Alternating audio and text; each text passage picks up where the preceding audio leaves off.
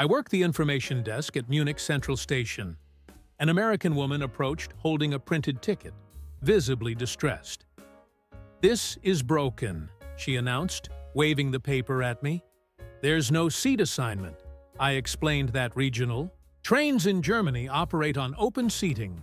You board and choose any available seat." She stared at me like I'd suggested she pilot the train herself. That's the pattern I study. Not the comedy of confusion, but the psychology underneath it. Why entire cultures interpret efficiency so differently. I track this full-time so you don't have to. If you notice these fractures too, subscribing isn't helping me. It's helping you keep decoding them. "That's complete chaos," she said. "How do you prevent overcrowding?" "You check the train before boarding," I replied. "If it's full, you wait for the next one." She couldn't accept this. What if everyone has the same idea? What's the system? I told her the system is looking through windows and making decisions. She demanded to speak with whoever designed this disaster. I explained millions of Germans use this system daily without issue. She insisted German efficiency was propaganda if we couldn't handle basic seat assignments. When I mentioned that long-distance trains offer reserved seating for an additional fee, she accused us of inventing arbitrary rules to extract money. She tried filing a complaint on our website, but gave up when she discovered it was in German. "Figures," she muttered. 2 days earlier, an American man couldn't understand why departure boards don't display train car positions. I showed him the platform signage that indicates where each car stops. "That's backwards engineering," he declared. "The board should have everything." When I explained passengers walk along the platform to find their information, he complained about the unnecessary physical effort. He wanted German efficiency to mean information centralized on a single screen, like modern airports do it. These interactions are constant. Germans build systems that function through logical distribution of information. Americans expect everything customized to eliminate personal effort. That difference between systems that demand adaptation and systems that promise personalization is the axis I map across countries. Most people miss it because it hides inside ordinary moments like this. If this kind of decode makes sense to you, that's the signal. You're already part of the audience that subscribes. My colleague works at the Bürgeramt processing residence registrations. An American man submitted his paperwork and demanded his certificate immediately. "Processing requires 2 weeks," she explained. "Everything's right here," he said, tapping his folder. "Just print it." She explained they must verify his previous address, visa status, and landlord confirmation through official channels. He insisted he'd provided documentation for everything. She confirmed that, but verification still required contacting other government offices. "Call them right now," he ordered. "We submit written requests. Responses take 5 business days." He couldn't grasp why they wouldn't simply phone the other office. She explained German bureaucracy operates through documented paper trails, not verbal confirmations. He called her lazy. "This is why America leads in efficiency," he announced. "We respect people's time." She asked if he'd ever visited a DMV. He admitted he hadn't, but insisted American bureaucracy couldn't possibly be worse. When she explained his certificate would arrive by mail in exactly 14 days, he demanded express shipping. She told him government correspondence uses standard postal service. He offered to pay extra for speed. She repeated that wasn't an option. He requested her supervisor's email to complain about refusing reasonable accommodations. His certificate arrived on day 14, precisely as promised. His Google review called the process deliberately slow and designed to punish foreigners. He wrote 3 paragraphs praising American same-day government services he'd never actually used. A woman entered my pharmacy requesting allergy medication. I directed her to our selection. She grabbed a package, then asked when she could collect her prescription. "That's over the counter," I said. "You can purchase it now." "I need a prescription first." "Not in Germany. Antihistamines don't require prescriptions here." She looked deeply suspicious. "These are actual drugs, right?" I confirmed they were legitimate medication, simply available without a doctor's authorization. She questioned whether I was qualified to recommend medicine. I explained I was a licensed pharmacist. Medication guidance is my primary function. She remained doubtful, but purchased the medication. 2 days later, she returned furious. "You sold me fake pills," she accused. "What happened?" "They worked in 30 minutes. Real medicine takes days to kick in." I explained antihistamines typically act within 20 to 40 minutes. That's standard pharmacology. She insisted American medications require at least a week to work properly, proving their legitimate pharmaceutical grade. These worked too fast, meaning they must be diluted European versions. I showed her the active ingredient concentration matched American brands exactly. She argued American manufacturers must use superior processing techniques. When I explained the chemical compound was identical regardless of origin, she suggested European regulations permitted lower quality synthesis. She left convinced German efficiency meant cutting corners on drug potency. Her confusion, effectiveness conflicted with her assumption that legitimate medication must work slowly. I manage a rental agency near Frankfurt Airport. An American couple returned their vehicle 3 hours late, upset about toll charges on their final bill. "We never used toll roads," the husband stated firmly. I pulled up electronic toll records showing timestamps and specific locations. "You crossed the automated toll section near Karlsruhe twice." There wasn't a booth. How were we supposed to pay? I explained Germany uses license plate recognition technology.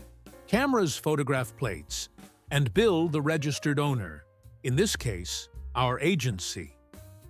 "But we're not the owner," he protested. "Correct. The toll company bills us, we bill you." His wife interrupted. "That's a trap. You should warn people about invisible tolls." I pointed to page 4 of their rental agreement, which detailed toll responsibility.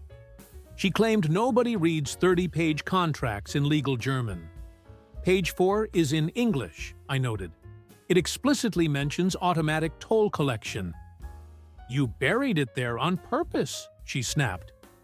The husband demanded proof we'd actually been charged. I showed him the toll company's invoice. He questioned its legitimacy because the document was in German. When I offered translation, he said he didn't trust my interpretation. They refused payment until I provided an official English-language toll invoice. I explained German toll operators don't issue English documentation for domestic charges. They threatened credit card disputes. I informed them that would violate their contract and result in a rental ban from our company. They paid, but left a review claiming we'd engineered a German-only toll scam targeting confused tourists. They specifically criticized German efficiency for eliminating toll booths where Americans could argue with attendants about charges. I'm a traffic officer stationed near the Autobahn. An American rental car triggered our speed camera at 178 kilometers per hour in a 100 zone. We pulled him over. He immediately explained he knew the Autobahn had no speed limits. "This section limits to 100, I said, pointing to the most recent sign. The last sign said 130. That restriction ended 3 kilometers back. The subsequent sign indicated 100. He claimed he must have missed it. I told him that didn't eliminate the violation. "How was I supposed to remember?" he demanded. I explained German drivers observe posted signs and maintain awareness of current limits. American highways repeat. Speed limits every mile, so drivers don't forget, he argued. I noted German drivers are expected to notice changes when they occur and remember them. He called that unreasonable entrapment. My partner explained the fine, €240 plus a one-month driving ban in Germany. The American went pale. For barely speeding? You exceeded the limit by 78 kilometers per hour for at least 3 kilometers, my partner clarified. This is a scam. You hide speed changes and trap tourists. I noted signs are clearly visible and standardized nationwide. He demanded to know why Germany doesn't paint speed limits directly on the road surface like advanced countries. Which countries do that? I asked. America. Most American highways don't paint speeds on pavement either. He insisted on credit card payment. We don't accept cards for roadside fines, only bank transfers. He didn't have European banking access. We provided a payment slip for any bank branch. He asked if he could pay at a police station. I directed him to any bank. You're deliberately making this complicated, he muttered, pocketing the slip. My sister manages a hotel in Baden-Baden.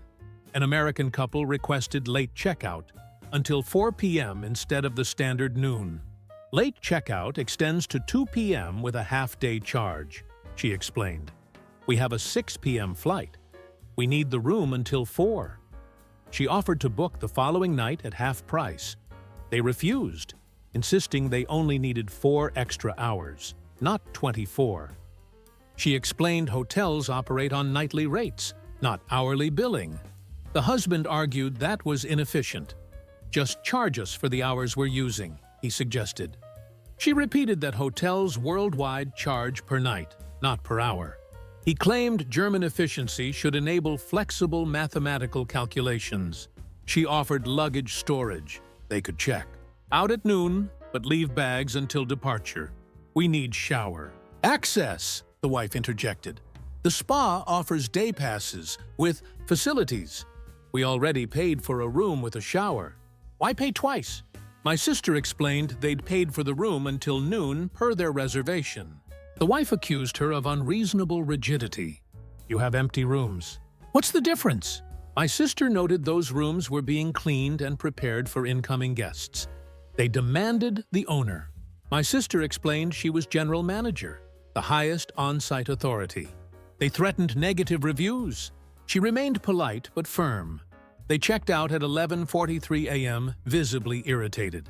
Their review appeared that evening, calling German hotels inflexible and trapped in outdated systems. They specifically praised American hotels for understanding that customers deserve flexibility. I work at a Berlin tech company. An American consultant joined temporarily, baffled by our meeting schedule.